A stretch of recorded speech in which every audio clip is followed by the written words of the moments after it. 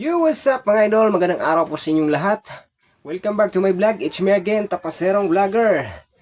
So sa video na ito mga idol, ituturo ko po sa inyo ang rason kung bakit napakahina pa rin ng views ng video ninyo kahit marami na kayong followers.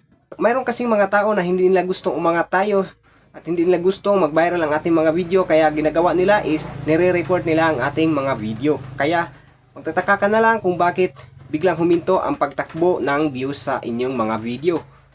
Pero bago natin simulan, dito muna tayo, intro.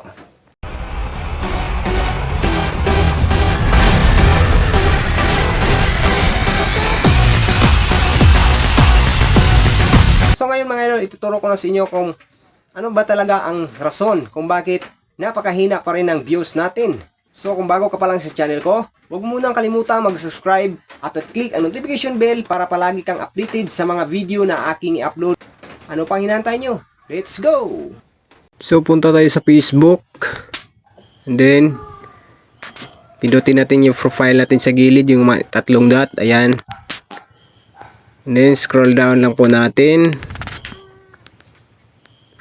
Tapos punta tayo sa settings and privacy, then pindutin ang settings. Pagkatapos scroll down din natin, hanapin din natin yung blocking. Ayan na, yon. Tapos dyan tayo sa add to blacklist. Type natin yung report.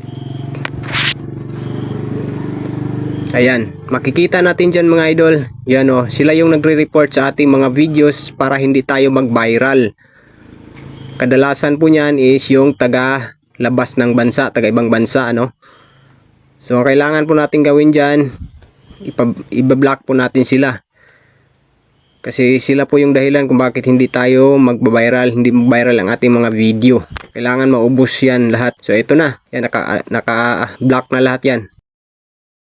So ayun mga idol, sana mayroon kayo natutunan sa tutorial na aking ginagawa. Kung nagustuhan nyo ang video na ito, bago kayo umalis, huwag nyo kalimutan mag-subscribe at i-click ang notification bell para palagi kayong updated sa mga tutorial na aking gagawin sa susunod. Maraming salamat po sa inyong panonood, and God bless inyong lahat.